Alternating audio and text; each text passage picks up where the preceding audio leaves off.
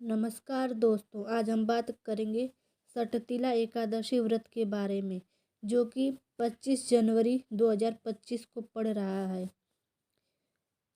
चलिए जानते हैं सटशिला एकादशी का महत्व, पूजा विधि और अनुष्ठान के बारे में। उसके बाद हम सटतिला एकादशी की दो महत्वपूर्ण कथाएं सुनाएंगे।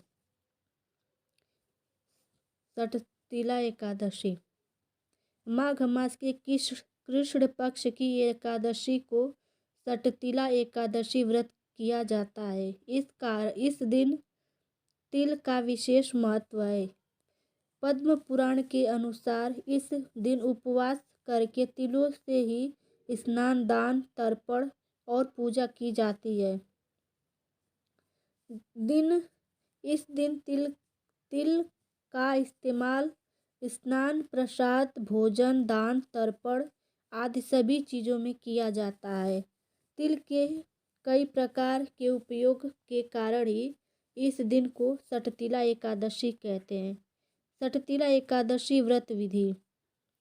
माघ माह हिंदू धर्म में बेहद पवित्र माना जाता है। इस महीने मनुष्य को अपनी इंद्रियों पर काबू रखते हुए क्रोध, अहंकार, काम, लोभ व चुगली आदि का त्याग करना चाहिए।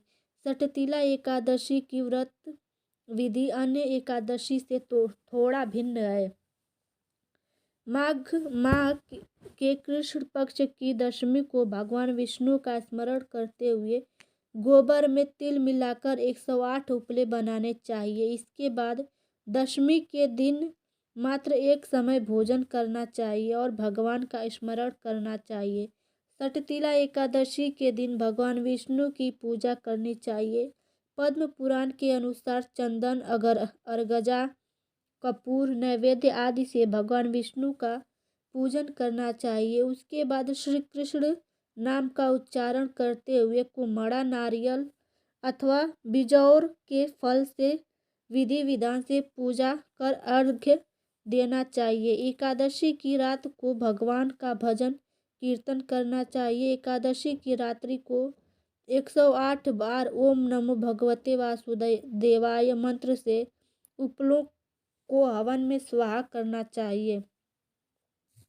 इसके बाद ब्राह्मण की पूजा कर उसे घड़ा, छाता, जूता, तिल से भरा बर्तन व वस्त्र दान देना चाहिए। यदि संभव हो तो काली गाय दान करनी चाहिए। तिल से स्नान, उबटन, होम, तिल का दान, तिल को भोजन व पानी में मिलाकर ग्रहण करना चाहिए। सटतिला एकादशी की अनुष्ठान। सटतिला एकादशी के दिन स्नान के पानी में तिल के बीज मिलाकर स्नान करने का बहुत महत्व है। भक्त भी सटतिल एकादशी पर तिल का इस्तेमाल खाने के लिए करते हैं। इस दिन भक्तों को अपने मन में केवल आध्यात्मिक विचार ही लाने चाहिए और लालच, वासना और क्रोध को अपने विचारों पर हावी नहीं होने देना चाहिए। भक्त सटतिला एकादशी पर धार्मिक उपवास रखते हैं और पूरे दिन खाते या पीते नहीं हैं, लेकिन यदि आप पूरी तरह से व्रत रखने में सक्षम नहीं हैं तो आप आंशिक रूप उपवास भी रख सकते हैं। ऐसा इसलिए है क्योंकि सख्त उपवास नियमों की तुलना में भगवान से प्यार अधिक महत्वपूर्ण है। हालांकि कुछ ऐसे खाद्य पदार्थ हैं जो सभी को एकादशी के दिन नहीं खाना चाहिए, जैसे कि अनाज, चावल और दालें। भगवान विष्णु सटतिला एकादशी के मुख्य देवता हैं। भगवान की मूर्ति पंचामृत में नहाई जाती है, जिसमें तिल के बीज निश्चित रूप से मिश्रित करने चाहिए। बाद में भगवान विष्णु को खुश करने के लिए विभिन्न प्रकार के प्रसाद तैयार किए जाते हैं। सटतिला एकादशी पर भक्त पूरी रात जागते हैं और भगवान विष्णु के नाम का प्रचुर भक्ति और श्रद्धा के साथ जप करते हैं। कुछ स्थानों पर भक्त इस सम्मानित दिन यज्ञ भी आयोजित करते हैं। सटतिला एकादशी व्रत कथा। एक बार नारद मुनि भगवान विष्णु के धाम वैकुंठ पहुँचे। वहाँ उन्होंने भगवान विष्णु से सटतिला एकादशी की क्या कथा तथा उसके गुण, उसके महत्व के बारे में पूछा। तब भगवान विष्णु ने उन्हें बताया कि प्राचीन काल में पृथ्वी पर एक ब्राह्मण की पत्नी रहती थी। उसके पति की मृत्यु हो चुकी थी। वह मुझ में बहुत ही श्रद्धा एवं भक्ति रखती थी।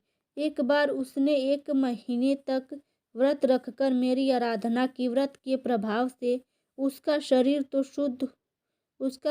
शुद्ध तो हो गया, परंतु वह कभी ब्राह्मण एवं देवताओं के निमित्त अन्नदान नहीं करती थी। अतः मैंने सोचा कि यह स्त्री वैकुंठ में रहकर भी अतृप्त रहेगी। अतः मैं स्वयं एक दिन उसके पास भिक्षा लेने गया। ब्राह्मण की पत्नी ने जब मैंने भिक्षा की याचना की, तब उसने एक मिट्टी का पिंड उठाकर मेरे हाथों पर रख दिया। मैं वह पिंड लेकर अपने धाम लौट आया। कुछ दिनों पश्चात वह देह त्याग कर मेरे लोक में आ गई।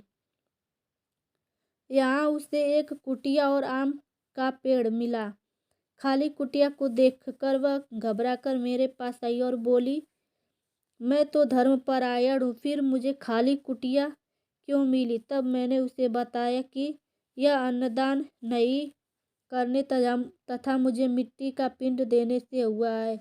मैंने फिर भी उसे बताया कि जब देव कन्याएं आपसे मिलने आए तब आप अपना द्वार तभी खोलना जब तक वे आपको सठतिला एकादशी के व्रत का विधान न बताएं। स्त्री ने ऐसा ही किया और जिन विधियों को देवकन्या ने कहा था, उस विधि से सठतिला एकादशी का व्रत किया। व्रत के प्रभाव से उसकी कुटिया अन्न धन से भर गई। इसीलिए हे नारद, इस बात को सत्य मानो कि जो व्यक्ति इस एकादशी का व्रत करता है और तिल एवं अन्नदान करता है, उससे मुक्ति और वैभव की प्राप्ति होती है।